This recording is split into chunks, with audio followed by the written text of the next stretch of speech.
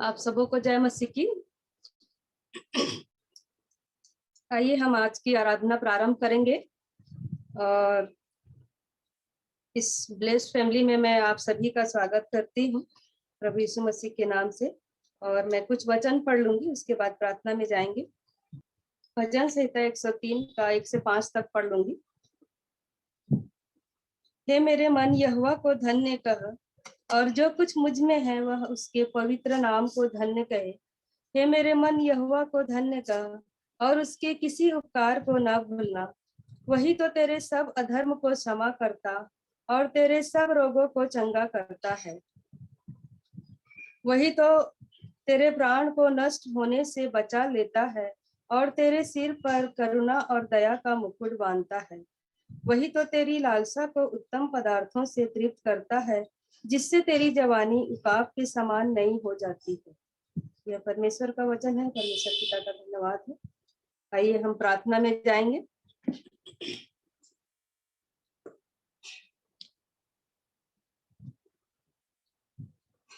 धन्यवाद धन्यवाद धन्यवाद जीवते अनुग्रहकारी दयालु प्रेमी पिता परमेश्वर, एक बार फिर से उद्धार करता प्रभु यीशु मसीह के पवित्र नाम से आपके चरणों के निकट में आते हैं और आपको हृदय से धन्यवाद और धन्यवाद देते हैं प्रभु जी, आज के इस सुंदर दिन के लिए। पिता, हमारे जीवन में इस नए दिन को जोड़ा है प्यारे प्रभु जी, और हमें भला चंगा जीवित रखा है, इसके लिए हम धन्यवाद देते हैं।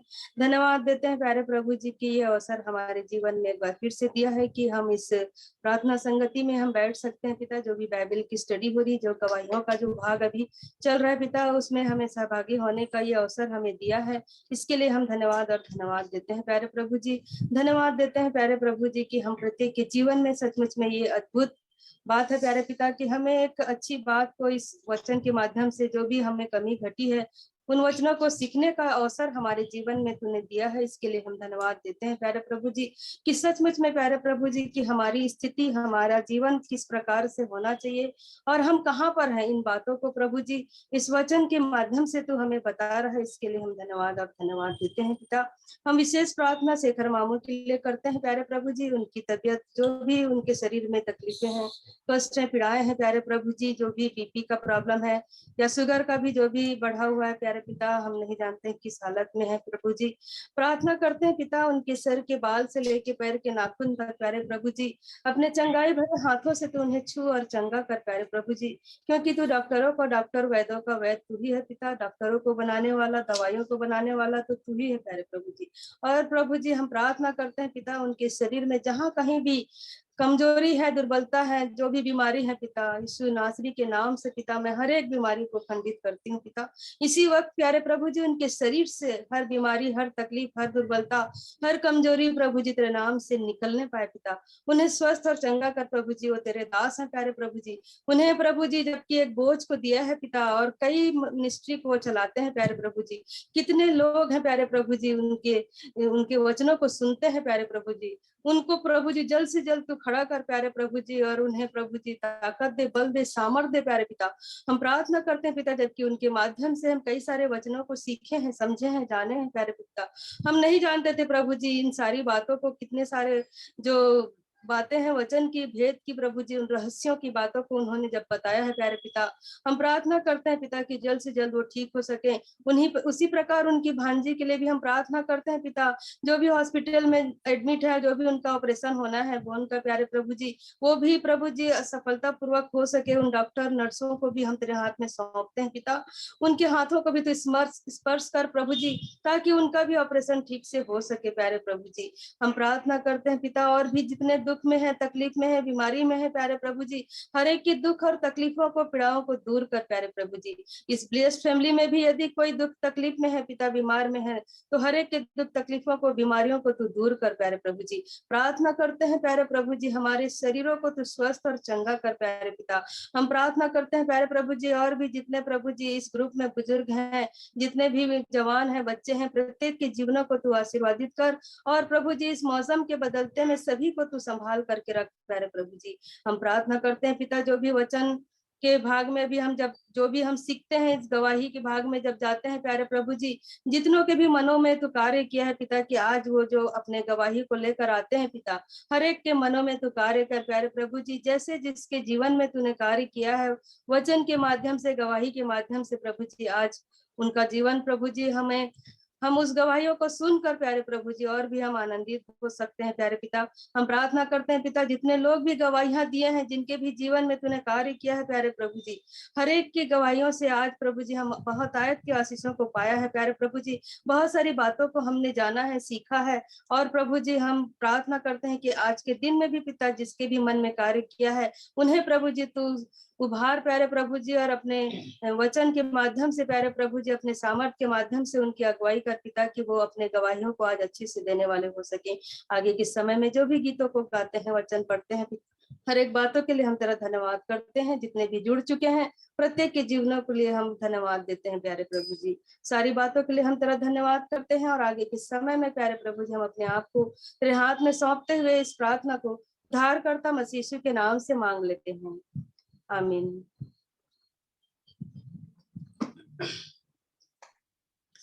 परमेश्वर की महिमा के लिए हम एक गीत गा लेंगे।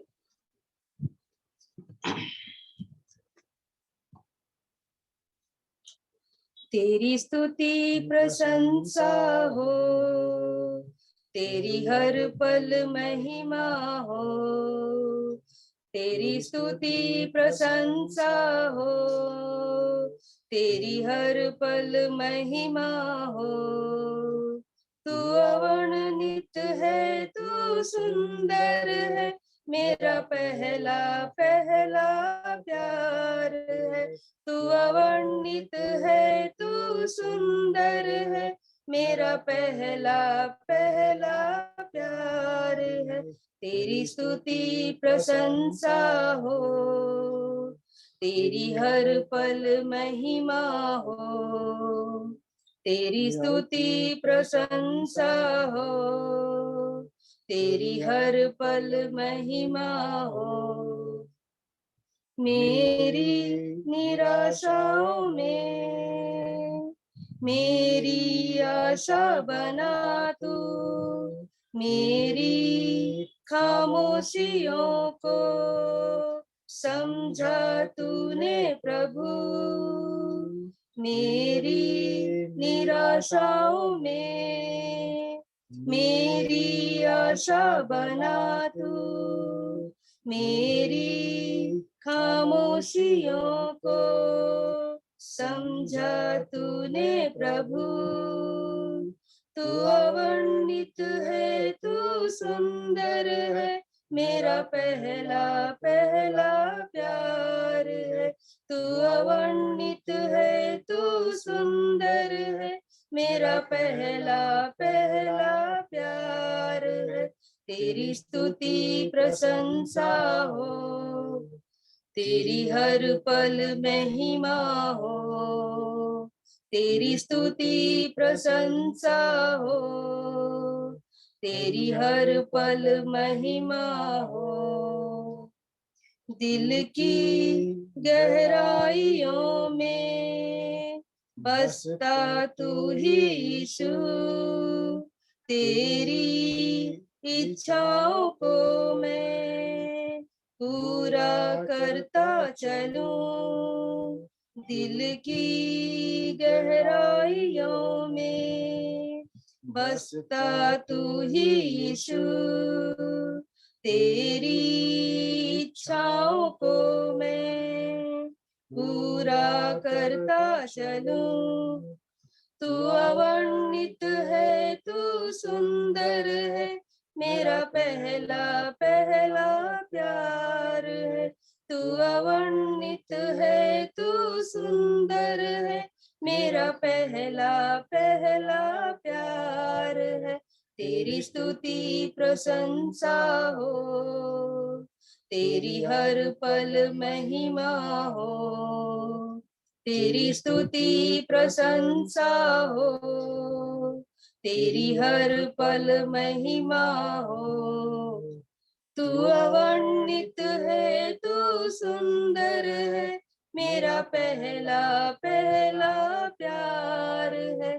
तू अवर्णित है, तू सुंदर है, मेरा पहला पहला प्यार है। तेरी स्तुति प्रशंसा हो, तेरी हर पल महिमा हो, तेरी स्तुति प्रशंसा हो, तेरी हर पल महिमा हो।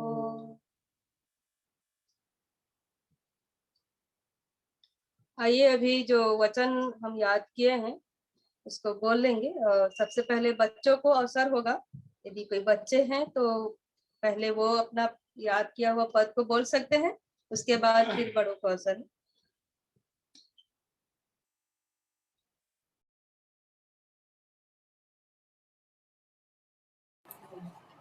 Proverbs chapter 30 verse 17, the eye that mocks his father and scorns obedience to his mother, the ravens of the valley will pick it out and the young eagles will eat it. Thank you.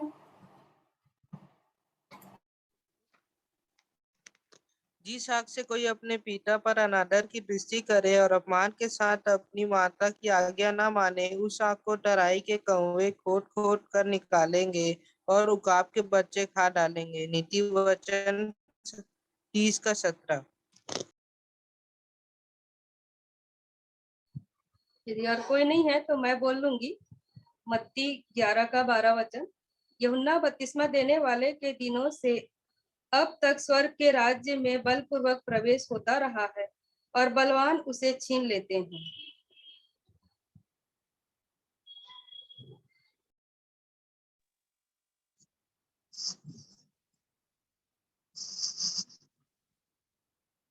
परमेश्वर का धन्यवाद हो इस सुंदर अवसर के लिए। मैं भी भजन संहिता 41 के कुछ पद पढ़ूंगा। क्या ही धन्य है वह जो कंगालों की सुधि रखता है, विपत्ति के दिन यहोवा उसको बचाएगा, यहोवा उसकी रक्षा करके उसको जीवित रखेगा और वह पृथ्वी पर भाग्यवान होगा और तू उसको शत्रुओं की इच्छा पर ना छोड़ेगा। हमारे प्रभु का धन्यवाद हो इस जीवित कलाम के लिए। बोल लिए हैं तो आज जिसको भी अगुवाई हो रहा है गवाही देने के लिए, तो उनको असर होगा अभी।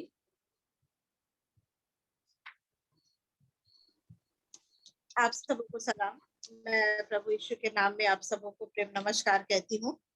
आप प्रभु का धन्यवाद हो कि प्रभु ने मुझे ऐसा अवसर दिया कि जो कार्य मेरे जीवन में हुआ है उस बात की गवाही मैं आप लोगों के सामने रख पाऊं। प्रभु मेरी सहायता करे। जैसा कि आप सब जानते हैं कि बचपन से ही हम इस संगति में रहे और बचपन से ही मैं संडे स्कूल जाना और फिर बड़े हुए तो क्वायर में जाना और शुरू से संगति में रहे हैं और हर समय हर संडे चर्च जाना। और मैं प्रभु का धन्यवाद करती हूँ कि मैं सब हम चारों भाई बहनों में मुझे ये संगति बहुत ज्यादा मिलती थी। और जब भी हम लोग की छुट्टी होती थी तो हम लोग, चाहे वो दीपावली दशहरा की छुट्टी हो या फिर गर्मी की छुट्टी हो, तो हम लोग बालको या एनटीपीसी हम लोग चले जाते थे अक्सर। और भले और भी मेरे भाई बहन नहीं जाते पर मैं अवश्य ही जाती थी। और प्रभु की दया से वहां भी मुझे ये संगति मिलती थी। और हम लोग घर में भी करते थे फैमिली प्रेयर, लेकिन मम्मी के ड्यूटी के कारण हम लोग कंटिन्यू नहीं रह पाता था। और मैं जब भी मेरी आंख खुलती थी तो मैं अपनी माँ को हमेशा ऐसे पैताने में, वो चारों बच्चे हम सोए रहते थे और वहां पे वो बैठ के हमेशा वो प्रार्थना ही, बाइबल पढ़ती थी, प्रार्थना करती थी। तो मैं मम्मी के जीवन से इस चीज को हमेशा देखती थी और मैं भी करती थी, लेकिन कंटिन्यू नहीं कर पाती थी। और हमेशा, जैसे एक बार शेखर मामू और डेविड अंकल लोगों का जब मीटिंग एक बार चापा में हुआ था, तो मुझे अच्छे से याद है कि चापा में जब मीटिंग हुई थी बीएल होम स्कूल में, तो पता नहीं सुनीता को याद है कि नहीं, लेकिन हम लोग, मैं और सुनीता भी वहां गए हुए थे। और जब वहां पे वचन रख रहे थे तो लास्ट में जब बोला गया कि कौन प्रभु को अपना जीवन देना चाहता है, और तो उस समय हम लोग मतलब मैं भी अपना बता रही हूँ कि अनेक मीटिंग में जब ये बात रखी जाती थी तो मेरे अंदर एकदम से कुछ होने लगता था, और मैं भी हाथ उठाई थी और सुनीता भी हाथ उठाई थी। और उस दिन बोले कि जो जो हाथ उठाए थे वो हमारे साथ भोजन की संगति भी करेंगे। तो हम लोग, लेकिन कुछ दिन वो मतलब मैं उस चीज में थी, और ऐसा लगता था मैं हमेशा बाइबल दुआ खूब करूं वो, लेकिन धीरे धीरे वो संगति मुझे नहीं मिल पाई। और मैं पढ़ती थी, लेकिन जो वचन जो छूना चाहिए, जो मेरे जीवन में कार्य करना चाहिए, वो नहीं हुआ था। उस चीज का अनुभव मुझे नहीं हो पाया था। और एक बार जब भिलाई में जब मीटिंग हुई तो प्रभु की दया से भिलाई मीटिंग में भी मुझे जाने का अवसर मिला। उस समय मेरी मौसी जी थी, और उन्होंने कहा कि मैं अक्सर छुट्टी में वहां जाती थी, तो मैं गर्मी की छुट्टी में वहां गई हुई थी। तो मौसी बोली कि चल बेटा तू भी वहां। तो मैं भी सबके साथ मैं भी गई थी वहां पे 3 दिन का मीटिंग, और उसमें भी मैं बहुत आशीषित हुई। लेकिन मैं हमेशा सुनती थी कि गवाहियों में सुनती थी कि वचन काम करता है। तो मैं यही सोचती थी कि कैसे वचन छूता है, कैसे वचन काम करता है। लोगों की गवाहियां जब मैं सुनती थी तो मैं मतलब मैं परेशान होती थी, और मुझे लगता था कि प्रभु मुझे क्यों ऐसा एहसास नहीं होता है, मैं क्यों इस अनुभव को नहीं प्राप्त कर पाई हूँ करके। और ऐसे करते करते बहुत समय हुआ, और मैं जब बड़ी होती गई, फिर 97 में जब मेरा बैप्टिज्म हुआ, तो मतलब उस समय ऐसा था कि जैसे मामू कह रहे थे ना कि धमतरी में जब ट्रेनिंग के लिए जाते हैं तो एक कॉलम रहता है कि बैप्टिज्म का डेट भरना रहता है।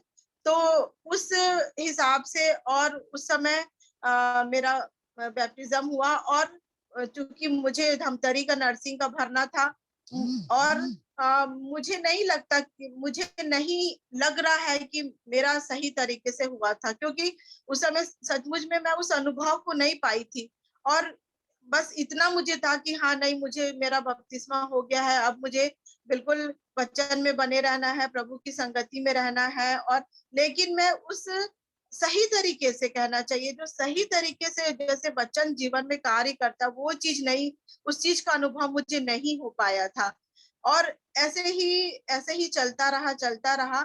और जब से फिर ये हमारी जूम मीटिंग शुरू हुई, उस समय से जब ये जो संगति मुझे मिलने लगी, तो मैं सचमुच में बहुत आशीषित होने पाई। और हर दिन का वचन मेरे अंदर कार्य करने लग, जैसे मामू बता रहे थे, मामू जैसे वचन रख रहे थे उस दिन कि पहला पत्रस 1:23 वचन में जो अविनाशी बीज जो हमारे हृदयों में बोया गया है, वो कहीं ना कहीं मेरे अंदर वो बढ़ रहा था। और एक मेरे को बहुत ज्यादा एक ललक थी कि कैसे वचन छूता है। और एक दिन बेटे ने परिवार के विषय में रखा, और परिवार वालों को कैसे हमें क्षमा करना है, और उनके मतलब प्रभु के वचन के अनुसार कैसे हमको चलना है। उस दिन का वचन मुझे इतना टच किया, और मैं एकदम परेशान हो गई, और मैं एकदम से मतलब एकदम मेरे को रोना रोना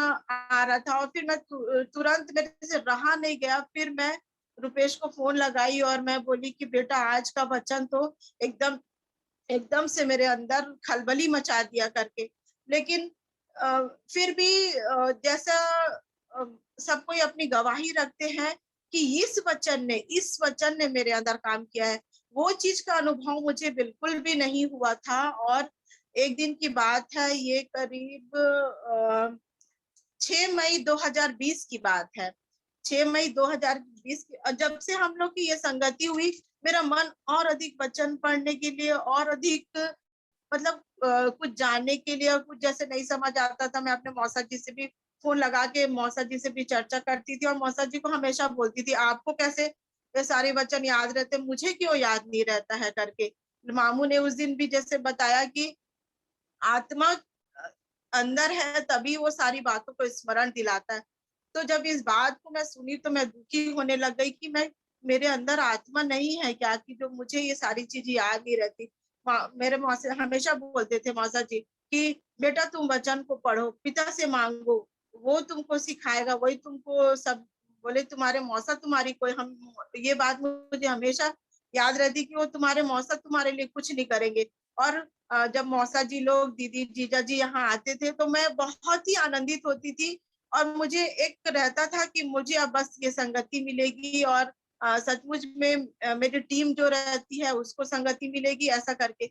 लेकिन जो अनुभव वचन जो हृदय में कार्य करता है, उस चीज का अनुभव मुझे नहीं था। और ये 6 मई 2020 की बात है, जब मैं हमेशा, चाहे वो मैं आई वार्ड में रहूं, चाहे मैं, उस समय मेरी ड्यूटी कोविड वार्ड में थी, उस समय ईसीटीसी में मैं ड्यूटी कर रही थी। और मैं हमेशा जैसे 9 बजे से मैं ड्यूटी चली जाती थी, तो 9 बजे से 11 बजे तक वो वहां पे बिल्कुल शांत रहता था, क्योंकि जो सिस्टर मेरे साथ जो थी वो 10:30-11 बजे आया करती थी। तो मैं उस खाली समय में, क्योंकि बच्चे लोग अपना काम करते थे, हम लोग तो मैनेजमेंट में ड्यूटी थी, तो उन लोग अपना काम करते थे और उस समय खाली रहता था, तो मैं अपने रूम में बैठ के केवल वचन पढ़ा करती थी। मुझे बहुत अच्छा लगता था। उन दिनों ये जो हमारी संगति होती रहती थी और मेरे अंदर रहता था कि मैं पढ़ूं पढ़ूं। तो एक मैं उस दिन 6 तारीख की बात है, मई में, मैं कुलुस्सियों 3 अध्याय को मैं पढ़ने लगी निकाल के। कुलुस्सियों 3 अध्याय का मैं शुरू से पढ़ने लगी। और जब मैं 5वें वचन में पहुंची तो यहाँ पे लिखा है, इसलिए अपने उन अंगों को मार डालो जो पृथ्वी पर है, अर्थात वे विचार, अशुद्धता, दुष्कामना, बुरी लालसा और लोभ, जो कि मूर्ति पूजा के बराबर है। इन्हीं के कारण परमेश्वर का प्रकोप आज्ञा न मानने वालों पर पड़ता है। मैं, मेरे प्रियो, मैं आप लोगों को बताना चाहती हूँ, ये वचन जैसे मैंने पढ़ा कि 6वां वचन की इन्हीं के कारण परमेश्वर का प्रकोप आज्ञा न मानने वालों के ऊपर पड़ता है करके।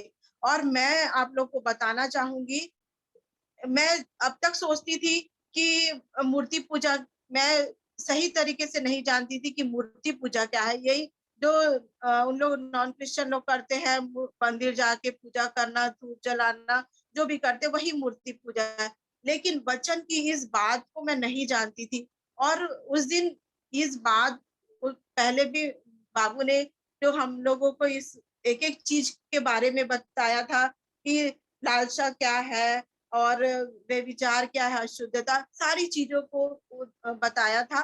तो ये मैं पढ़ते पढ़ते पढ़ते पढ़ते जब इस वचन पे आई तो मैं एकदम से मेरे तो होश उड़ गए। और मुझे ऐसा लगने लगा कि बाप रे प्रभु, मैं तो आपकी नजर में एक मूर्ति पूजक हूँ, ये सारी चीजें तो मेरे अंदर पाई जाती है।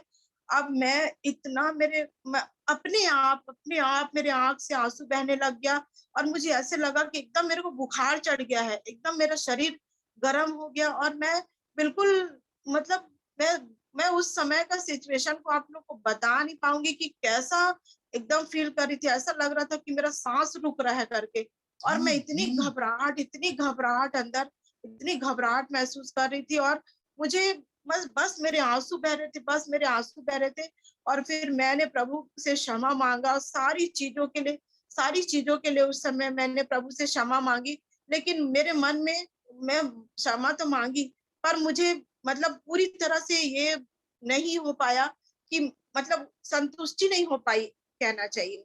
और मैं, मतलब उस थोड़ी देर बाद फिर ये मतलब करीब करीब 10-15 मिनट तक मुझे ऐसी बेचैनी और मेरा शरीर पूरा गर्म हो गया। एकदम ऐसा लग रहा था कि तुरंत मेरे को बुखार चढ़ गया है। और एकदम से ऐसा लग रहा था कि मेरा सांस रुक जाएगा, मैं कैसे करूं। एकदम से मेरे को घबराहट होने लग रही थी। अब आसपास कोई भी नहीं था, अब बस मेरे आंसू बह रहे थे, मैं प्रभु से क्षमा मांग रही थी और अपने सारी बातों को, हाँ प्रभु ये मेरे जीवन में, हाँ प्रभु ये मेरे जीवन में है। बस ये करते करते मैं ना रो रही हूँ और मैं ऐसी बोल रही हूँ। लेकिन जो मेरे को जो शांति और जो कहना चाहिए कि जो रिलैक्स लगता है, वैसा नहीं लग रहा था। और फिर मैं मेरा बाइबल ऐसा खुला हुआ था, फिर मैं काम करती थी, फिर आके उस वचन को पढ़ती थी, फिर अब वैसे करते करते मेरा छुट्टी हो गया, मैं घर आ गई तब भी मुझे चैन नहीं पड़ रहा था। मैं बाइबल को खुला रखी थी, कुछ काम करती थी, फिर आके उस वचन को पढ़ती थी। ऐसे करते करते करते करीब करीब वो दिन भर चला गया, रात में भी मेरे को चैन नहीं पड़ रहा था, मतलब वही वही वही वही मेरे अंदर घूम रहा था। और मैं एक अंदर से थोड़ा सा मेरे को एकदम डर भी लग रहा था कि मैं तो प्रभु के प्रकोप से नहीं बच सकती, क्योंकि मेरा जीवन ऐसा है ही नहीं। और मैं जब भी ये आता था एकदम मेरे आंख से आंसू आने लग जाता था, और मैं बहुत ज्यादा घबरा जाती थी, और मैं प्रभु से फिर क्षमा मांगती थी। और ऐसे करते करते वो दिन चला गया, और फिर धीरे एक सप्ताह तक मैं ऐसे बेचैन रही, फिर धीरे धीरे वो थोड़ा सा कम हुआ। लेकिन संडे के दिन की बात है, उसी दिन मतलब ये करीब 15 दिन में, जैसे 16 तारीख की बात है, ये करीब 21 तारीख की बात है। 6 तारीख को मेरे को ये ऐसा 6/5/2020 को ऐसा लगा, और ये करीब 21 तारीख की बात है, 21/5/2020 की बात है, संडे का दिन था। और उस समय तो चूंकि चर्चेस बंद थी, तो ऑनलाइन ही चर्च अटेंड करते थे। तो फिर मैं किचन में काम कर रही थी, और हम लोग सुबह क्या करते थे, नासरत चर्च कोरबा के मीटिंग में हम लोग जुड़ते थे, और उसके बाद फिर हम लोग अपने सियोन चर्च में जुड़ते थे। तो उस दिन पास्टर साहब ने एक बस मेरे कान में बस एक वचन पहुंचा कि वो बता रहे थे लूका की किताब से, लूका उसका 6वां अध्याय उसका 46 वचन, उसमें लिखा है, जब तुम मेरा कहना नहीं मानते तो क्यों मुझे हे प्रभु कहते हो। अब मैं ये वचन मेरे कान में पहुंचा, अब मैं बेचैन हो गई। अब मैं बोली, प्रभु मैं तो कहना नहीं मान रही हूँ। एक तो ये था कि प्रकोप, परमेश्वर का प्रकोप भड़केगा, और अब ये आ गया कि तुम कहना नहीं मान रही हो। अब मैं बस इतना ही, मैं एकदम से मेरे कान में पहुंचा, मैं रूम में आई, मैं इनको पूछी कि पास्टर साहब कौन से वचन से बताएं आज पापा ये वचन को जो तुम कहना नहीं मानते। तो फिर उन्होंने बताया कि लूका की किताब से बताया। अब मैं उसको पढ़ी, अब फिर मैं वो 21 तारीख का दिन चला गया, लेकिन मेरे को इतना बेचैनी लग रहा था, फिर मेरे को चैन नहीं पड़ा। मैं सुबह उठ के फिर उसी वचन को पढ़ी, लूका की किताब को, और उससे फिर मैं 46 वचन से आगे पढ़ी। जब मैं 46 वचन से आगे पढ़ी, तब उसमें लिखा है, जो कोई मेरे पास आता है और मेरी बातें सुनकर उन्हें मानता है, मैं तुम्हें बताता हूँ कि वह किसके समान है। वह उस मनुष्य के समान है जिसने घर बनाते समय भूमि गहरी खोदकर चट्टान पर नींव डाली, और जब बाढ़ आई तो धारा उस घर पर लगी, परंतु उसे हिला ना सकी, क्योंकि वह पक्का था। ये वचन पढ़ते ही मेरे प्रियो, मैं आप लोग को बताना चाहूंगी कि मैं उस दिन 21 तारीख को इसको सिर्फ एक ही लाइन को पढ़ी थी, सिर्फ 46 वचन को बस मैं पढ़ी थी, नीचे मैं बिल्कुल देखी ही नहीं थी, बस उतने में ही अटक के रह गई थी। लेकिन जब 22 तारीख को जब मैं सुबह से ये वचन पढ़ी, तब मैं बता रही हूँ आप लोगों को, इतना मतलब मैं मैं एक्सप्लेन नहीं कर पाऊंगी कि मुझे कैसे लग रहा था, और एक संतुष्टि सी हो रही थी। और मुझे उस समय प्रभु ने मुझे बताया कि यहाँ पे लिखा है कि इस भूमि को गहरी खोद कर, ये चीज मेरे अंदर घर कर गया। मैं बोली, भूमि को गहरी खोद कर चट्टान पर नींव डाली। उसने जो बुद्धिमान है, वो उसने भूमि को गहरी खोद कर चट्टान पर नींव डाली। तब मेरे अंदर प्रभु ने इस बात को डाला कि तुम्हारे अंदर जो तुम्हारे शरीर रूपी जो मिट्टी है, जो भूमि है, उसको तुम्हारे अंदर जो चीज के लिए तुम परेशान हो रही हो, जो चीज तुम्हारे अंदर है, वो सारी चीजों को तुम खोद कर बाहर निकालो, गहरी खोद कर बाहर निकालो। और फिर उसके बाद चट्टान रूपी नींव को डालो। चट्टान मतलब प्रभु यीशु मसीह को अपने जीवन में लो, तभी तुम्हारा घर पक्का रहेगा और स्थिर रहेगा। और फिर उस दिन मेरा मन इतना शांत हुआ, मेरे आंखों से आंसू बहने लगा। मैंने प्रभु को सब चीज अपना, मैं आप लोग को बताना चाहूंगी, मैं प्रभु को सब कुछ, मैं जितनी भी मेरे अंदर गंदगी जितनी भी बातें थी सारे शुरू से लेकर अंत तक फिर से मैंने उन पापों का अंगीकार किया और प्रभु को अपने जीवन में कहा और मैंने कहा हाँ प्रभु सिर्फ आप ही है, आप ही हो जो मुझे जीवन दिए, आप ही जो मेरे इस वचन के द्वारा मुझे बचाए हो करके। और मैं सच बता रही हूँ उस दिन के बाद से मैं अक्सर प्रभु का वचन मेरे अंदर कार्य करता है और ये जो संगति जो मिल रही है और अभी जो इन दिनों मामू जो इतने अच्छे से जो समझा रहे हैं, सचमुच में मैं बता रही हूँ एक एक चीजें जो क्लियर। हालांकि मैं आप लोगों को पता है कि जो 23 तारीख को मेरी दीदी की भतीजी की डेथ हो गई थी, उसके वजह से मैं कंटिन्यूशन में नहीं जुड़ पाई, लेकिन मैं रिकॉर्डिंग को सुनती थी, बीच बीच में नहीं भी सुन पाई थी, पर जितना भी मैंने सुना सचमुच बता रही हूँ मेरे अंदर इतना कार्य किया।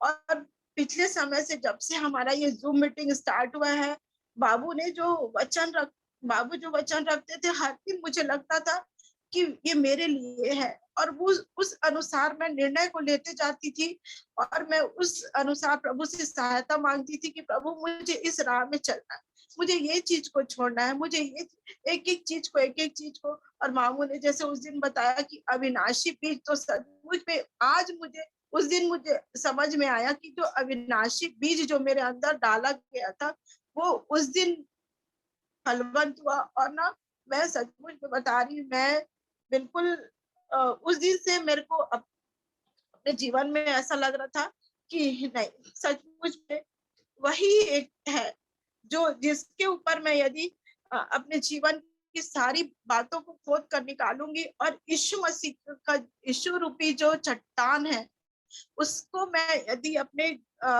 घर की नींव गहरी जो मेरा जीवन है, मैं गहरी नींव यदि मैं प्रभु पे ही डालूंगी तभी ये संभव है कि जो भी मेरे जीवन की घटनाएं घटती है, जो भी बाढ़ें आएंगी, जो भी, क्योंकि आप सब मेरे घर की परिस्थिति हर एक बातों को जानते, मैं कई बार शेयर भी करी हूँ, लेकिन वो सारी चीजों को प्रभु मतलब सहने के लिए और वो हालांकि मैं थोड़े देर के लिए कई बार वो हो जाती हूँ, हड़बड़ा जाती हूँ या फिर कहूँ तो मैं दूसरे रास्ते पे, लेकिन तुरंत मेरे को प्रभु बताते हैं कि नहीं तुम यहाँ पे गलत कर रही, तुरंत मैं क्षमा मांगती हूँ और प्रभु से उस चीज को सुधारने के लिए मैं सहायता मांगती हूँ और सचमुच में प्रभु मेरी सहायता भी करते हैं। मैं प्रभु का हृदय से धन्यवाद करती हूँ। और उस दिन से मतलब 22 तारीख को जो ये वचन मुझे मिला था, उस दिन से मैं सचमुच में बता रही हूँ मेरा मन मतलब ऐसे आनंद से भर गया, मैं आंसू भी बह रहे थे और एक खुशी, एक अजीब सी खुशी मुझे लग रही थी। प्रभु आपने अपने वचन मुझे दिया, आपने मुझे अपने वचन से ये बातें सिखाई, आपने ये वचन मेरे पे खोला करके मैं इतना मतलब मेरा आंसू भी बह रहा था और मेरे को एकदम खुशी भी हो रही थी कि प्रभु ने ये वचन मुझे मतलब ये प्रकट किया मुझ पे कि मुझे क्या करना है, जो तुम्हारा मन जो बेचैन हो रहा है उसके लिए तुमको क्या करना है करके।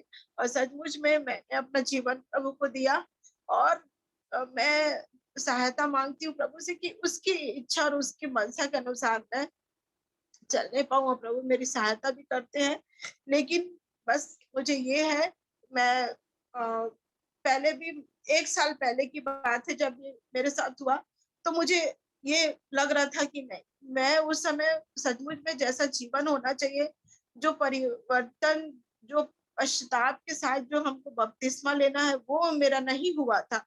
और मुझे लगता है कि मैं मिस्र से तो निकल गई हूँ, लेकिन अभी लाल सागर पार करना है या फिर जंगल का रास्ता, जो हमेशा जो छोटी-छोटी बातें, जो छोटी-छोटी परीक्षाएं जो आते रहती है, उसमें से प्रभु मुझे निकाले। मैं प्रभु से दया चाहती हूँ और सचमुच में ये वचन जो कुलुस्सियों 3 अध्याय का 5 और 6 वचन जो मेरे अंदर कार्य किया और प्रभु ने मुझे 15-16 दिन बाद मुझे इस चीज के लिए प्रभु ने मुझे संभाला और सचमुच में ये बच्चा मेरे अंदर काम किया। मैं प्रभु का हृदय से धन्यवाद करती हूँ और प्रभु दया करे कि मैं जब उनको प्रभु यीशु को जब अपने चट्टान जो है, जो न्यू मेरा डल चुका है, वो अब कोई भी परिस्थिति आएगी, वो मेरा घर नहीं गिरेगा और ना ही डिगेगा।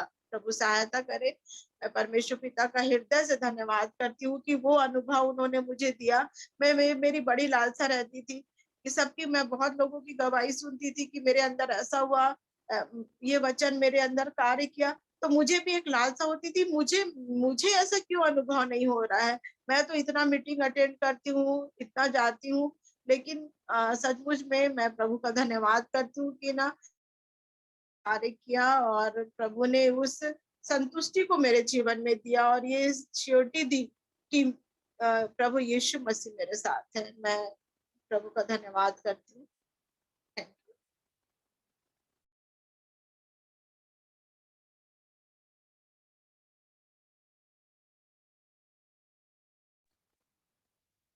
धन्यवाद संगीता को सुंदर गवाही के लिए। और सचमुच में ये वचन जो है कब हमारे हृदय में काम करेगा ये हम नहीं कह सकते, क्योंकि वचन तो बहुत पहले बोया भी जाता है, लेकिन उसका काम जो है वो तुरंत कभी कभी नहीं होता है, वो कई साल बाद लग जाते हैं कब हमको वो समझ में आता है। तो ऐसे ही उसके भी जीवन में वचन जो है सुनी जरूर थी, लेकिन काम उसका जो भी हुआ है देर से हुआ, लेकिन उसको एहसास हुआ और उस वचन ने उसके हृदय में काम किया है। तो परमेश्वर पिता का धन्यवाद हो कि सचमुच में हमारा जो नया जन्म का जो है किसी का कोई समय नहीं होता है कि कब हमारे जीवन में कौन सा वचन काम कर जाता है। और अभी मैं और भी जिनके मन में जो यदि कोई गवाही है और बोलना चाहते हैं तो अभी और भी अवसर है। जो लोग अभी तक गवाही नहीं दे पाए हैं और यदि उनके मनों में हो रहा है कि हमें परमेश्वर का वचन जो है काम किया है और बोलना चाहते हैं, तो अवसर है जरूर, चाहे बड़े हो चाहे छोटे हो, बुजुर्ग हो, जो भी हो, यदि बच्चे हैं और गवाही देना चाहते हैं तो अवसर है। हाँ, एक प्रार्थना का निवेदन देना चाहता हूँ कलीसिया में। जैसे मैंने बताया भी था अपनी गवाही में कि मेरी वाइफ बेटी की डिलीवरी के लिए गई हुई है लखनऊ। आप सबों से निवेदन है कि उसके लिए प्रार्थना करें, या तो सेकंड वीक में है के बाद कभी भी होगा, तो उसको आप सब प्रार्थना में स्मरण रखें। आप सबों को धन्यवाद।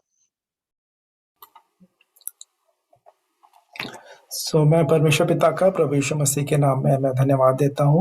उन्होंने ये फिर से अवसर दिया कि हम सब प्रभु के नाम से इकट्ठे हो सके हैं, और ये समय है कि अपनी गवाहियों को, कि कैसे प्रभु ने हमारे जीवनों में काम किया, कैसे हम उस उद्धार के अनुभव में आए जो पिछले दिनों हम सीख रहे थे जन्म और नए जन्म के विषय में, तो उसकी गवाही देने का प्रभु ने अवसर दिया है। मैं उनका धन्यवाद देता हूँ। और जिस बात को हम सीख रहे थे वो ये था कि मनुष्य जब भी पैदा होता है वो स्वाभाविक होता है, शारीरिक मनुष्य होता है, और जिसके विषय में लिखा है कि उसको परमेश्वर के वचन की बातें उसको मूर्खता लगती हैं, उसको समझ में नहीं आती हैं। तो मैं भी अपनी गवाही इस प्रकार से आरंभ करूंगा कि शुरुआत से ही हमको प्रभु की बातें और जो भेद की बातें जो कही जाती हैं आज के समयों में, उन सब बातों को, प्रभु की सच्चाई जो खरी शिक्षा है वो हमको बचपन से प्राप्त हुई, मुझे प्राप्त हुई। और फिर भी एक जो जीवन जैसा प्रभु चाहते हैं वो तो नहीं था। और शुरुआत में भी मम्मी पापा के डर के कारण या और भी जो कारण होते हैं उनकी वजह से जाना, संडे स्कूल में रहना, वचन की संगति में रहना, हर एक बातों में प्रभु की बातों में ही रहना, जो भी फंक्शन एक्टिविटी हो रही है। और पर मैं परमेश्वर पिता का धन्यवाद देता हूँ इस बात के लिए कि पापा के लिए, मम्मी के लिए, अपने भाइयों बहनों के लिए और संगति के लिए जो बचपन से मुझे प्राप्त हुई। और सच में जैसा दीदी ने कहा कि जो परमेश्वर का वचन है वो अविनाशी बीज है, और जो बीज बोया जाता है तो तुरंत फल नहीं लेके आता, वो अपना समय लेता है और परमेश्वर पिता हमारा उचित समय जानते हैं। तो वैसे ही अच्छी शिक्षा मिली और अच्छी बातों में रहते रहते प्रभु में मतलब उन सब बातों में, उस संगति में बढ़ने में प्रभु ने सहायता की।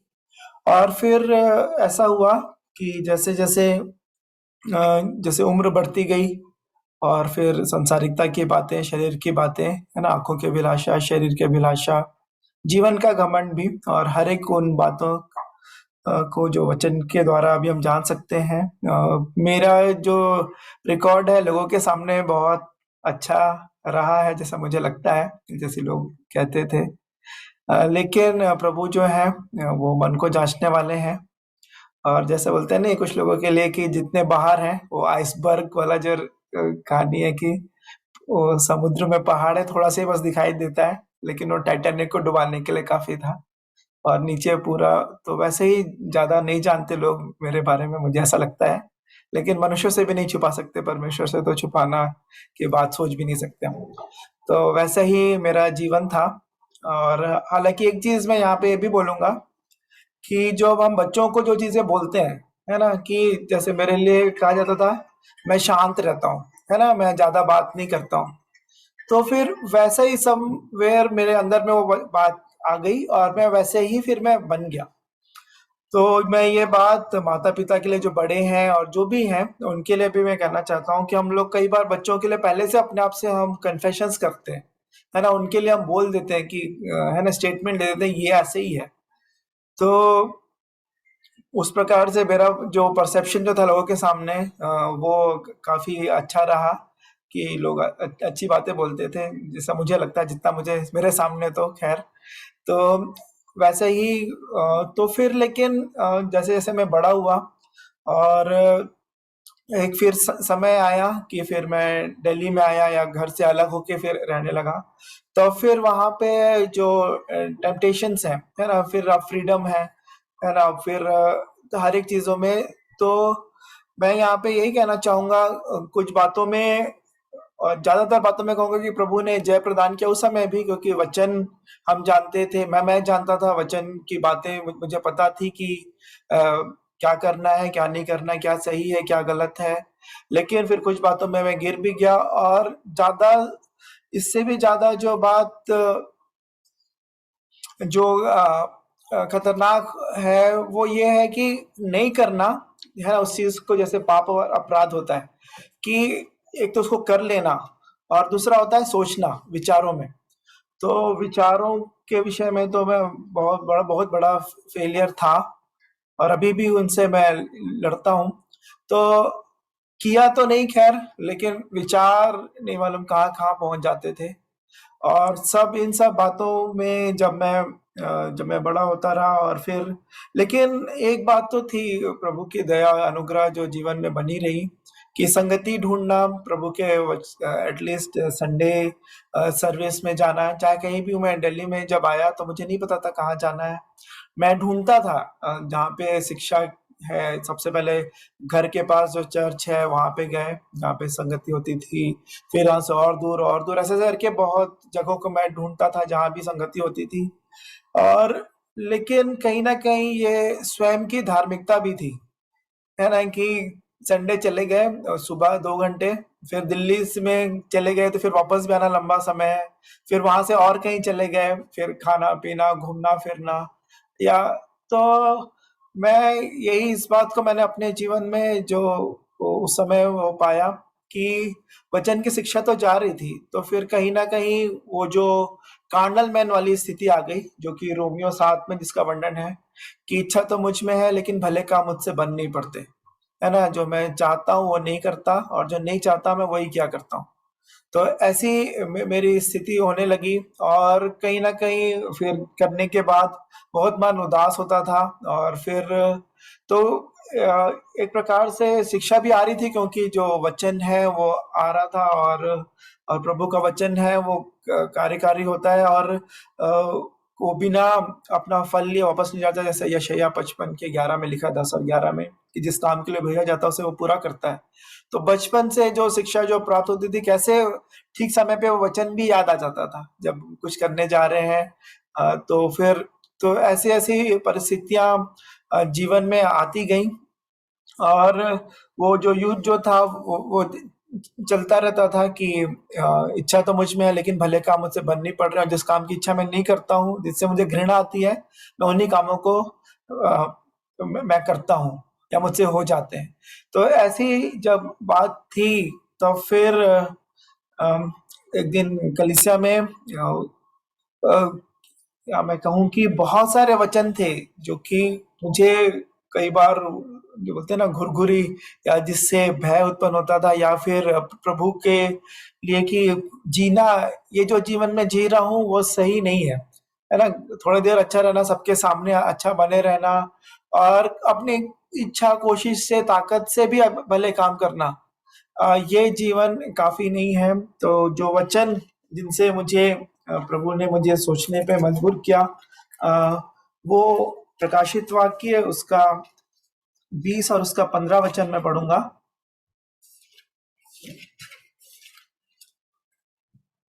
और जिस किसी का नाम जीवन की पुस्तक में लिखा हुआ ना मिला वह आग की झील में डाला गया। तो ये जो निश्चयता कि जीवन की पुस्तक में नाम लिखा है कि नहीं, कई बार जैसे बुरा काम किया, एक बुरा काम किया, 10 अच्छे काम कर लो तो शायद उससे वो उसकी भरपाई हो जाएगी, इस टाइप का फीलिंग और ऐसी सोच कि नहीं अब मेरे में से गलती हुई, अब मुझे अब अच्छा करना पड़ेगा, मैं जो 1 अध्याय पढ़ता था बाइबल का मैं 10 अध्याय पढ़ूंगा या जो भी है। तो उस तरीके से मैं अपने जो अपनी धार्मिकता के द्वारा उन सब बातों को मैं पाने का प्रयास करता था। अपने जीवन में था कि प्रभु ने इन वचनों के द्वारा जो मुझे शुरू से जो शिक्षा प्राप्त हुई, संगति भी प्राप्त हुई, अच्छे लोगों के साथ रहना और ज्यादा दोस्त नहीं रहे, और तो फिर इन सब बातों में लेकिन फिर भी इस बात की निश्चयता नहीं थी कि जीवन की पुस्तक में नाम लिखा गया है। और फिर उसके बाद ये भी कि प्रभु जो है वो मन की बातों को जांचने वाले हैं और उनसे कोई भी बात छिपी नहीं है। और इन सब बातों को, इन सब वचनों के द्वारा जब मैंने इस बातों को जब मैं था इन सब बातों की सोच में और कोशिश बहुत अपनी तरफ से मैं करता था, और सच में जब भी बुराई कुछ होती थी तो प्रभु से मैं क्षमा मांगता था या मन बहुत ही दुखित हो जाता था। और फिर जब इस वचन को जब मैंने जाना, जैसे रोमियो 10 का 9 और 10 में कि मुंह से अंगीकार करना, मन से विश्वास करना, और उसके बिना उस उद्धार को हम प्राप्त नहीं कर सकते, और जो कोई प्रभु का नाम लेगा फिर वो उस उद्धार को पाएगा। तो जब इन सब बातें, ये सारे वचन, मैं कहूँगा कि सभी शिक्षा, पूरी की पूरी शिक्षा प्रभु ने दे के रखी थी। यशायाह 5वें अध्याय में से लिखा है, मेरी प्रजा के लिए और क्या करना रह गया, कि उसमें जब भी मैंने दाग की आशा की तो उसमें निकम्मी दाखें लगी। तो इस प्रकार के जब वचन आते थे तो बहुत मन क्या कहते थे, कायल होता था, खास तौर पे जब वचन का भाग चल रहा होता था। लेकिन जैसा जिस चीज के लिए निर्णय लेता था मैं, और वही फिर जब सभागृह से जब बाहर निकलते थे, आराधनालय से बाहर निकलने के बाद उसी बात में फिर परीक्षा होती थी और मैं फेल हो जाता था। तब फिर जिस वचन के द्वारा मैंने ये निर्णय लिया कि मुझे वचन ने तो पूरा वचन के द्वारा नया जीवन जो है, नया जन्म जो है वो हम मुझे मिल रहा था, कि वचन मुझे स्पष्ट तौर पे आता था कि नहीं ये करना है, ये नहीं करना है। लेकिन जिस वचन के द्वारा फिर मैंने ये निर्णय लिया, जो कि पाया जाता है यूहन्ना उसका 3रा अध्याय और उसका 3रा वचन में, यूहन्ना 3:3 में यीशु ने उसको उत्तर दिया, मैं तुझसे सच सच कहता हूँ, यदि कोई नए सिरे से ना जन्मे तो परमेश्वर का राज्य देख नहीं सकता। तो जब इस बात को, जब वचन मेरे पास आया तो फिर मैंने निर्णय लिया कि सच में प्रभु, अब मैं पूर्ण तौर पे अपने आप को मैं आपके सामने समर्पित करता हूँ। और फिर यही इस बात में कि परमेश्वर का आत्मा ही है जो हमको संभालता है। फिर उसके बाद कि जब हम प्रभु के सामने जितना अपने आप को समर्पित करेंगे, जैसा यूहन्ना कहते हैं कि अवश्य है कि वो बढ़े और मैं घटूं, तो जब तक मेरा घटने का जीवन नहीं होगा, जैसा वचन कहता है प्रभु के सामने दीन बनो तो वो तुम्हें शिरोमणि बनाएगा या तुम्हें उचित समय पे बढ़ाएगा। तो ये सारे वचन पहले से ही प्रभु ने प्रदान करके रखे थे। तो लेकिन जब ये वचन आया यूहन्ना 3:3 कि तुमको नए सिरे से जन्म लेना अवश्य है, और फिर जिस कलीसिया में मैं जाता था, फिर वहां पे उन्होंने मुझे फिर गाइड किया कि नहीं, हम अब बपतिस्मा हम इसलिए लेते हैं कि अब हमारा पुराना मनुष्यत्व, जो पुराना जो जीवन है, अब उसको गाड़ना है। और जैसे कि रोमियो 6 में लिखा है कि पुराने मनुष्यत्व को और पुराने जीवन को गाड़ेंगे, और फिर इस विश्वास के साथ कि अब प्रभु में जब नया जन्म हम प्राप्त किए, जब मुर्दों में से जी उठने वाला जो अनुभव है, फिर उसके बाद फिर हम नए जीवन की सी चाल चलें। तो इस बात के द्वारा प्रभु ने मेरी सहायता की, और फिर मैंने ये निर्णय लिया, और फिर मैंने बपतिस्मा लिया, जो कि 13 अप्रैल 2006 की बात है। 13 अप्रैल 2006 में मैंने प्रभु को अपना उद्धारकर्ता ग्रहण किया। और फिर उसके बाद से जब मैं इस जीवन में जब मैं बढ़ने लगा, तो सच में परीक्षाएं आई, परीक्षा होती है कि जिस भी विषय में हम निर्णय लेते हैं, और फिर तभी तो परीक्षा होने से फिर प्रमोशन भी होता है। तो फिर यहाँ पे जो मैंने एक चीज जो सीखा है अभी तक के जीवन में, वो ये है कि जब मत्ती में जब यूहन्ना ने प्रचार करना आरंभ किया, जैसे मत्ती यदि हम 3रा अध्याय देखेंगे तो 2रा वचन में यूहन्ना ने कहा, मन फिराओ क्योंकि स्वर्ग का राज निकट आ गया है। तो शुरुआत यहीं से है कि मन फिराओ और फिर स्वर्ग का राज निकट आएगा। और फिर मत्ती 4:17 में भी यही लिखा है, उस समय से यीशु ने प्रचार करना और यह कहना आरंभ किया, मन फिराओ क्योंकि स्वर्ग का राज निकट आया है। तो फिर मैंने मन फिराया, बपतिस्मा लिया, और फिर उसके बाद का भी जब मैं जीवन देखता हूँ, और जैसे दाऊद के विषय में हम देखते हैं, जब उन्होंने उस पाप को कर लिया, तो व्यभिचार भी किया, हत्या भी किया, और फिर उसके बाद जैसा यशायाह भजन संहिता 51 में उन्होंने पश्चाताप किया, है ना, कि परमेश्वर मेरे अंदर शुद्ध मन, है ना, फिर से नए सिरे से उत्पन्न कर। और फिर तो मैंने इस बात को देखा कि मन फिराव से जीवन की शुरुआत होती है। जीवन में चलते समय जहाँ पे भी कमियां घटियां, जहाँ पे भी हम गिरते हैं, तो फिर भी ये अवसर है कि हम वहां पे भी फिर मन के लिए ही प्रार्थना करना है, मन फिराव करना है, मन। और उसके साथ ही साथ जैसे लिखा है नीति वचन में कि धर्मी चाहे 7 बार गिरे तो अभी उठ खड़ा होता है। तो इसका मतलब यह है, और दुष्ट लोग लेकिन उसी विपत्ति में गिरकर पड़े ही रहते हैं।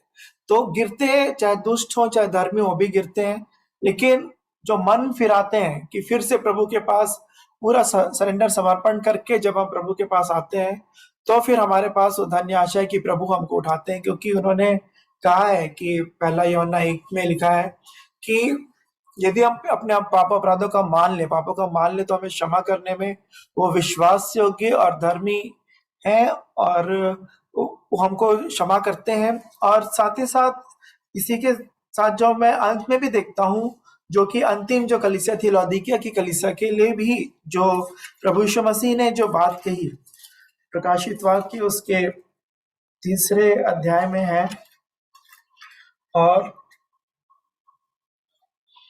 उसका 9 वचन 19वां वचन 3:19 कहता है, मैं जिन जिन से प्रेम करता हूँ उन सबको उलाहना और ताड़ना देता हूँ, इसलिए सरगर्म हो और मन फिरा।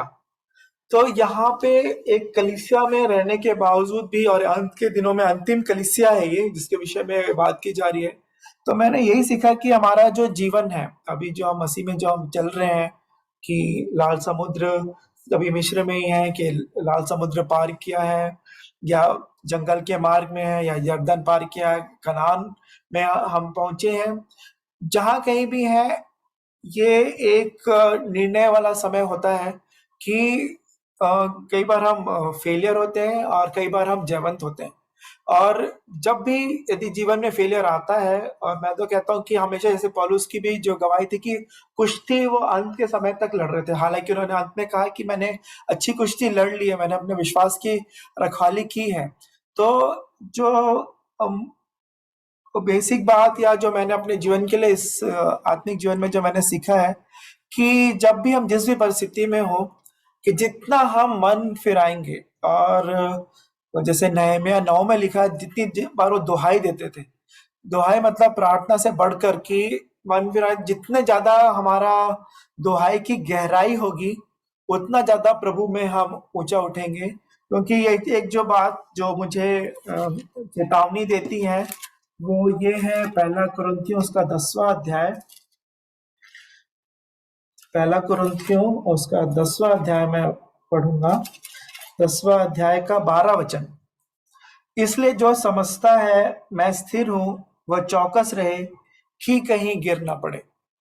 तो यहाँ पे जब भी ऐसा लगता है कि मैं किसी स्टेज में पहुंच गया हूं, मैंने अपने जीवन के लिए सीखा है, फिर वहां से फिर डाउनफॉल के चांसेस ज्यादा बढ़ जाते हैं। जैसे नूह के साथ हुआ, पूरा जल प्रलय तक उसके पहले 100 साल तक नाव बनाना, पूरा परिवार को संभालना, जानवरों को लेकर आना, परमेश्वर की आज्ञा से उस जहाज को बना के सब चीज कर लेना, जल प्रलय पार कर लेना। लेकिन उसके बाद फिर उनके जीवन में जो डाउनफॉल आया, और एलिया के जीवन में भी मैं देखता हूँ कि जब उसने कल जो आपने सुन रहे थे कि जब उसने बाल के जो पुजारी थे जो भी थे उनको मार डाला, इतनी बड़ी जय प्रभु के द्वारा उनको प्राप्त हुई। उसके बाद अगले दिन लिखा है कि वो जाके छिप के बैठे हुए थे, डरे हुए थे।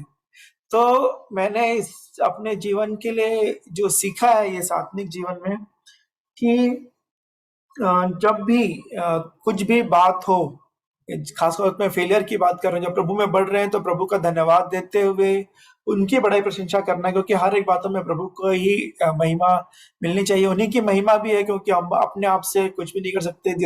जो हमने प्रभु यीशु मसीह पे विश्वास किया, जो मैंने प्रभु यीशु मसीह पे विश्वास किया, वो भी उन्हीं के द्वारा है। वचन भी उन्होंने ही दिया, अपना आत्मा भी उन्होंने ही दिया है हर एक बातों में हमारी सहायता मदद करने के लिए। कि जैसे आदम को बनाने से पहले परमेश्वर पिता ने अदन की वाटिका बना दी, उसकी सारी आवश्यकताओं को पूरा किया, वैसे ही प्रभु ने मुझे भी अपने राज्य में लाने के लिए, उस नए जीवन को प्राप्त करने के लिए, नए जन्म को प्राप्त करने के लिए सारी बातें प्रभु की ओर से तो मुहैया है, उन्होंने उपलब्ध करा दी है।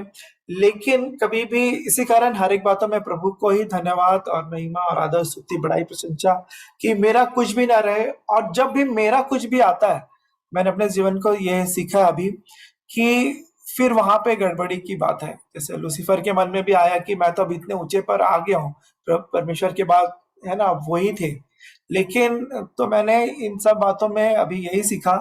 और एक और जो चेतावनी जो मुझे बहुत ही ज्यादा प्रभु सहायता करे मेरी इस विषय में, जो कि इब्रानियों में पाया जाता है,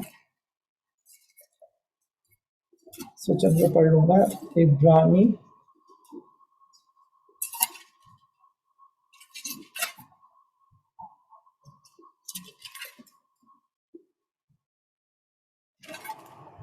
उसका 10वां अध्याय और उसका 26 वचन से आगे, इब्रानी 10:26 से आगे। क्योंकि सच्चाई की पहचान प्राप्त करने के बाद यदि हम जानबूझकर पाप करते रहें तो पापों के लिए फिर कोई बलिदान बाकी नहीं।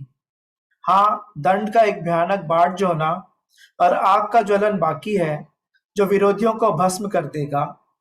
जब मूसा की व्यवस्था का न मानने वाला 2 या 3 जनों की गवाही पर बिना दया के मार डाला जाता है, तो सोच लो कि वह कितने और भी भारी दंड के योग्य ठहरेगा, जिसने परमेश्वर के पुत्र को पांव से रौंदा और वाचा के लहू को जिसके द्वारा वह पवित्र ठहराया गया था अपवित्र जाना है और अनुग्रह के आत्मा का अपमान किया। 30 वचन, क्योंकि हम उसे जानते हैं जिसने कहा पलटा लेना मेरा काम है, मैं ही बदला दूंगा। और फिर यह कि प्रभु अपने लोगों का न्याय करेगा। जीते परमेश्वर के हाथों में पड़ना भयानक बात है। प्रभु सहायता करे कि इस आत्मिक जीवन के मार्ग में जब मैं चल रहा हूं तो जानबूझकर जो पाप जो हो जाते हैं, और मैं प्रभु से इनके लिए मैं इस बात को मैंने सीखा है कि जितना मन फिराव होगा उन बातों पे, और भी फिर प्रभु जय प्रदान करते हैं और हर एक विवेक के दोष को वही दूर करते हैं। जैसा उन्होंने कहा कि आओ हम आपस में वाद विवाद करें और तुम्हारे पाप चाहे लाल रंग के या अरवानी रंग के हो, मैं उन्हें हिम के समान श्वेत कर दूंगा, उनके समान श्वेत कर दूंगा, हिम के समान उजला कर दूंगा। तो प्रभु ने इन बातों के द्वारा मेरे जीवन में चलने में मेरी सहायता और मदद कर रहे हैं। और एक जो वचन जो मेरे जीवन का लक्ष्य है, जो कि पिछले दिनों रेचल दीदी ने भी बोला था कि पहला यूहन्ना 3 अध्याय में, कि उसका बीज उसमें बना रहता है और वो पाप कर ही नहीं सकता। तो उस स्टेज में आने में प्रभु मेरी सहायता करे इस युद्ध में, कि मैं प्रभु में सच में प्रभु के द्वारा ही जय मिल सकती है, उसकी उनके आत्मा के द्वारा, उनके वचन के द्वारा, उनके लहू के द्वारा।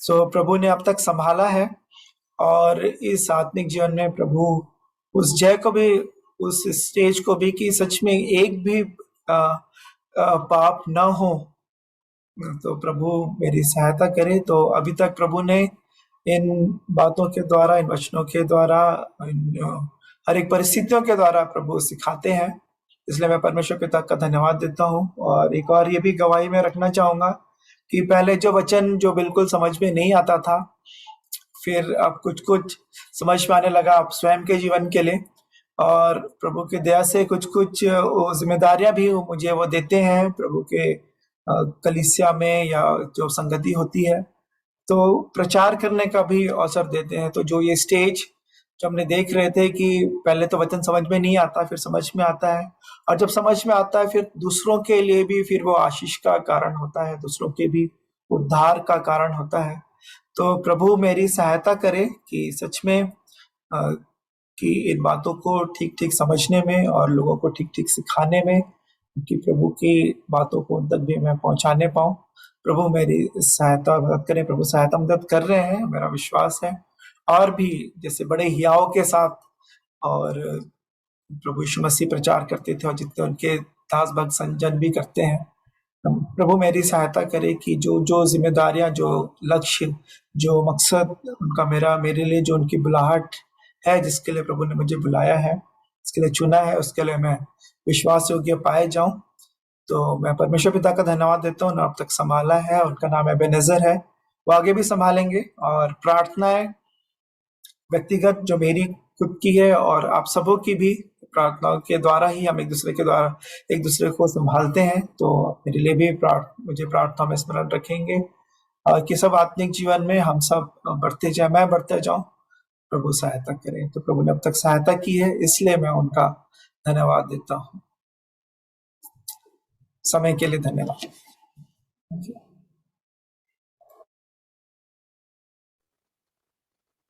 धन्यवाद अमन भाई को सुंदर गवाही के लिए। सचमुच में उसके भी जीवन में जो भी जितने भी वचन आए हैं और वचन ने जो भी काम किए हैं उसके जीवन में, और सचमुच में परमेश्वर जो है हमारे मनों को देखता है कि हमारे मन के अंदर क्या चल रहा है।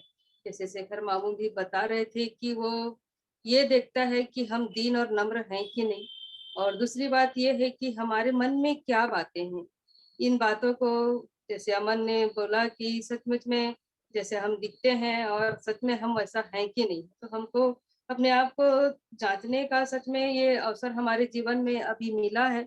और परमेश्वर जो है इस वचन को, जो आईने रूपी हमारे जीवन को दिखाता है वो, और एक अद्भुत बात है कि इस समयों में जो है सही समय पे परमेश्वर जो है अपने दासों के द्वारा से हमको इस वचन का जो बात है और हमारा जो चाल चलन, हमारा स्वभाव कैसा होना चाहिए, इन बातों को हमें उस वचन के माध्यम से दिखा रहा है। और हम सच में हमारे जीवन में कब वचन काम करता है, उन बातों को हम जो है शेयर कर रहे हैं, और बहुत सारी हम सच में सबके गवाहियों से हम आशीषित हुए हैं। और अभी समय हो चुका है, और इसके लिए मैं धन्यवाद देती हूँ संगीता के लिए और अमन के लिए भी, कि दोनों ने बहुत ही अच्छे से गवाही को दिए हैं। और अभी अंतिम प्रार्थना में जाएंगे, और मैं अगुवाई करूंगी। जिस किसी को भी आज इच्छा हो रही है कि हम प्रार्थना करें, तो आप प्रार्थना कर सकते हैं। और विजय अंकल की जो बेटी है उनकी डिलीवरी होना है, उनके लिए भी आप प्रार्थना में करेंगे, और खासकर शेखर मामू के लिए करिए, और उनकी भांजी के लिए भी। और भी यदि कोई प्रार्थना विषय है तो उन विषयों को लेकर अंतिम प्रार्थना, यदि किसी को भी लग रहा है कि मुझे आज प्रार्थना करना चाहिए, तो मैं अभी अवसर दूंगी कि आप लोग कोई भी एक जन प्रार्थना करिए। एक और प्रार्थना का विषय है, जिस तरह से मृग्या सैमुअल जो रेणु मौसी की बिटिया हैं, कुहू बोलते हैं उसको घर में, उसका जो मुंबई में जब उसको दिखा रहे थे तो डॉक्टर्स की तरफ से थोड़ा नेगेटिव रिस्पॉन्स आ रहा था, लेकिन प्रभु को धन्यवाद देते हैं कि प्रभु ने हम सबकी प्रार्थनाओं को सुना है। और पुणे में जब उसको आज दिखाया, डॉक्टर के साथ उसका अपॉइंटमेंट था और उसको फ्राइडे की डेट मिली है उसकी सर्जरी के लिए। और इसलिए सब उस बच्ची को प्रार्थना में उठाएंगे। मृग्या सैमुअल जिसको कुहू बोलते हैं, उसकी सर्जरी है तो उसको प्रार्थना में उठाएंगे।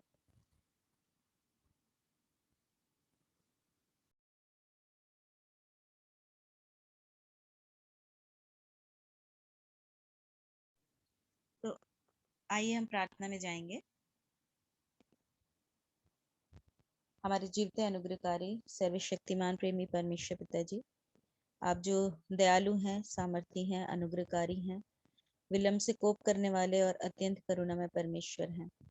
आप प्रार्थना के सुनने वाले परमेश्वर हैं, आश्चर्य कर्मों के करता है प्रभु। आपके चरणों में अपने उद्धारकर्ता, मुक्तिदाता, पवित्र प्रभु यीशु मसीह के नाम से आते हैं। परमेश्वर पिता जी, आपको हृदय से धन्यवाद देते हैं प्रभु, उस सारी आशीषों के लिए प्रभु जी, जो कि आप हमारे जीवन में हमें रोज बरोज प्रदान करते हैं। हर पल हर क्षण आप हमें अपने धर्म में दाहिने हाथों से संभाले रहते हैं प्रभु, इसलिए धन्यवाद देती हूँ। प्रेमी परमेश्वर पिता जी की आपकी ही दया है प्रभु कि हम मिट नहीं गए प्रभु, क्योंकि आपकी दया अमर है। आप हमें अवसर देते हैं कि हम अपने जीवनों को और भी आपके हाथ में सौंपे, ताकि आप जैसा हमको बनाना चाहते हैं वैसे हम बन सकें। प्रेमी परमेश्वर पिता जी, इन जीवित गवाहियों के लिए धन्यवाद देते हैं। हे प्रभु, हमारी सहायता करें कि हम वचन पर चलने वाले बने प्रभु, केवल सुनने वाले नहीं, केवल कहने वाले नहीं प्रभु जी, जो कि अपने आप को धोखा देते हैं प्रभु। आप ऐसी दया करें। प्रेमी परमेश्वर पिता जी, धन्यवाद देती हूँ उन हर एक प्रार्थना विषयों को एक बार फिर से आपके चरणों में झुकती हूँ प्रभु। धन्यवाद देती हूँ कि आपने मामू की सहायता की परमेश्वर पिता जी, आपने उन्हें संभाला है प्रभु। आपको धन्यवाद देते हैं। और जो भी उनकी रिपोर्ट्स हैं MRI की प्रभु, आपके हाथ में सौंपते हैं प्रभु जी। डॉक्टरों के डॉक्टर, वैद्यों के वैद्य आप हैं प्रभु जी। हम सब एक मन एक चित होकर उनकी पूरी चंगाई की कामना करते हैं प्रभु जी। ब्रेन में अगर कहीं पर कोई क्लॉटिंग है प्रभु, प्रभु यीशु मसीह के नाम से प्रभु, वो वहां से दूर हो और वो फिर से आपके नाम के लिए खड़ा हो सके परमेश्वर पिता जी। प्यारे प्रभु, आप दया करें, आप सहायता करें प्रभु जी। प्रभु जी, धन्यवाद देती हूँ कुहू के लिए प्रभु, आपने उसके लिए भी प्रबंध किया परमेश्वर पिता जी, जबकि एक निराशा घेर चुकी थी प्रभु जी, लेकिन आपने एक आशा दी है प्रभु। आपको धन्यवाद देते हैं। जबकि फ्राइडे को उसका ऑपरेशन होने वाला है प्रभु जी, जो प्रबंध आपने किया है प्रभु, धन्यवाद देते हैं। प्यारे प्रभु जी, आप सहायता करें कि वो सक्सेसफुल हो सके और वो बच्ची पूरी तरह से प्रभु जी उस ट्यूमर के प्रकोप से बच सके परमेश्वर पिता जी। आप ऐसी दया करें, डॉक्टरों को ज्ञान और बुद्धि दें परमेश्वर पिता जी। वो हाथ जो उसे छूते हैं प्रभु, दया करें प्रभु, वो आपके हों प्रभु, ताकि बच्ची सुरक्षित हो प्रभु। जो डॉक्टर्स, नर्सेस, जितने लोग प्रभु जी इसमें इन्वॉल्व होते हैं, मौसी मौसा की भी सहायता करें। प्यारे परमेश्वर पिताजी, दया करें ताकि उनका पूरा भरोसा आप पर हो।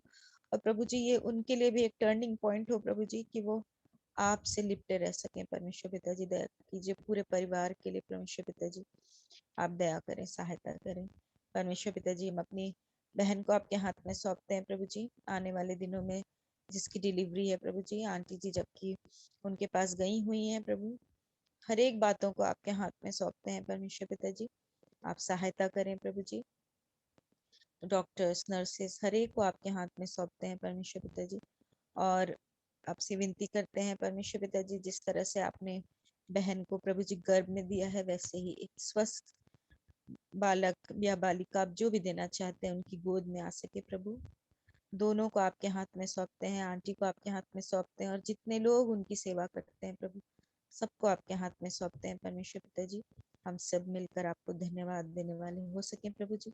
आप दया कीजिए प्रभु जी, इजी डिलीवरी होने में आप सहायता करें। बहन को आपके हाथ में सौंपते हैं प्रेमी परमेश्वर पिताजी। फ्रेडी अंकल को आपके हाथ में सौंपती हूँ, आपने उन्हें भी संभाला है प्रभु जी, आपको धन्यवाद देती हूँ। धन्यवाद देती हूँ मिष्टी के लिए परमेश्वर पिताजी, आपने उस बच्ची की सुधि ली है प्रभु। आप हमारी प्रार्थनाओं का उत्तर देते हैं परमेश्वर पिताजी, धन्यवाद देती हूँ प्रभु जी। हमसे जुड़े जितने लोग भी हैं प्रभु जी, जो हमसे लहू और मांस से जुड़े हैं प्रभु, हाँ प्रभु जी, जो हमसे आत्मिक रूप से जुड़े हुए हैं प्रभु जी, हर एक के लिए प्रार्थना करती हूँ परमेश्वर पिता जी, ताकि अगर कहीं भटके हैं प्रभु अपने आपे में आए, अपने जीवन को देखें प्रभु। विशेषकर प्रभु जी हम जो माता पिता हैं अपने बच्चों को आपके हाथ में सौंपे प्रभु जी। हाँ प्यारे प्रभु, दया कीजिए संसार के साथ वो प्रभु जी लिप्त न होने पाए प्रभु, परंतु प्रभु जी आपकी ओर अपनी दृष्टि उठा सकें। जीवते परमेश्वर पिता जी, आपने इन दिनों जो अपनी आत्मा के द्वारा, अपने वचनों के द्वारा, अपने दासों, अपने भक्तों के द्वारा प्रभु जी आपने जो हमें चिताया है प्रभु जी, हमें अलर्ट किया है प्रभु, फिर से उठाया है प्रभु, धन्यवाद देती हूँ प्रभु। सच में प्रभु हम आपके वचन के अनुसार चलने वाले हों और वैसा बन सके जैसा आप हमको बनाना चाहते हैं।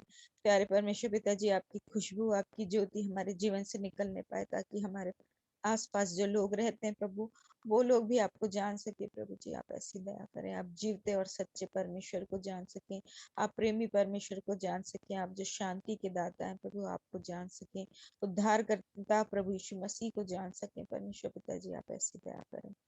हम सब अपने जीवनों को आपके सुरक्षित हाथों में सौंपते हैं प्रभु जी। और भी यदि हमारे मध्य में कोई बीमार है प्रभु, जो दुखी है, परेशान है प्रभु जी, हर एक को आपके हाथ में सौंपते हैं प्रभु जी, वो आपके निकट आ सके, क्योंकि आपके निकट ही आनंद की भरपूरी है। प्रभु जी धन्यवाद देती हूँ, आपने प्रार्थना सुनी है। एक बार फिर से सारा आदर, सारी महिमा, सारा गौरव, सारा जलाल केवल और केवल आपको देती हूँ प्रभु जी। और बड़े धन्यवाद के साथ इस प्रार्थना को अपने एकमात्र उद्धार करता, मुक्तिदाता, पवित्र प्रभु यीशु मसीह के नाम से मांगती हूँ, दया करके सुन के ग्रहण कर लीजिए। आमीन।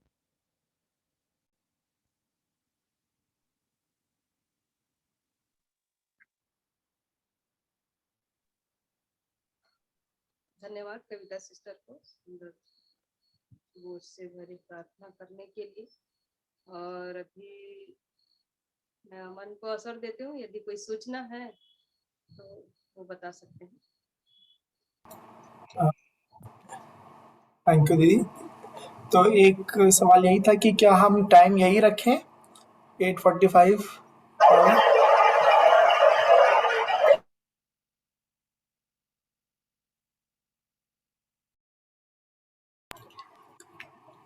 बाबा ठीक है ये टाइम तो।